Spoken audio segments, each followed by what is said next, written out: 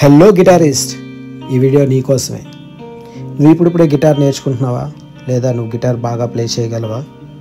అయితే ఇది విను. ఒక మంచి గిటారిస్ట్కి ఒక మంచి టోన్ చాలా ఇంపార్టెంట్. ప్రతి గిటారిస్ట్కి వాళ్ళ సిగ్నేచర్ టోన్స్ అనేవి ఉంటాయి. సో అలా నీకంటూ ఒక టోన్ ఉండాలంటే నేను రెండు విషయాలు చెప్తాను, గుర్తుపెట్టుకో. ఒకటి, నీ దగ్గర ప్రాసెసర్ ఉండాలి. అది చిన్నదైనా పెద్దదైనా దాని కాస్ట్ విషయం పక్కన పెట్టే. రెండు, దాంతో నువ్వు టైం స్పెండ్ చేయాలి. దాని గురించి A to Z మొత్తం నీకు తెలియాలి. నీకు అలా తెలిసిన రోజు నీ టోన్ నువ్వే క్రియేట్ చేసుకుంటావు.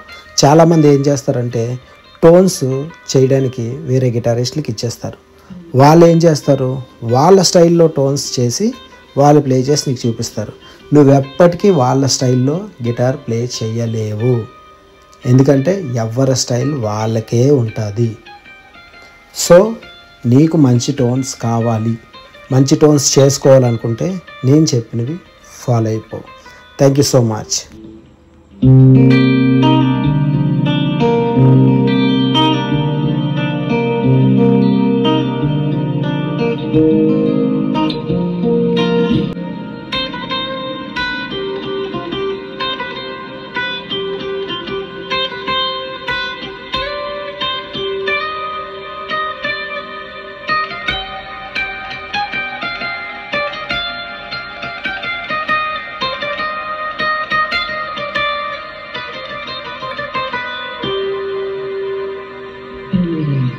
Mm-hmm.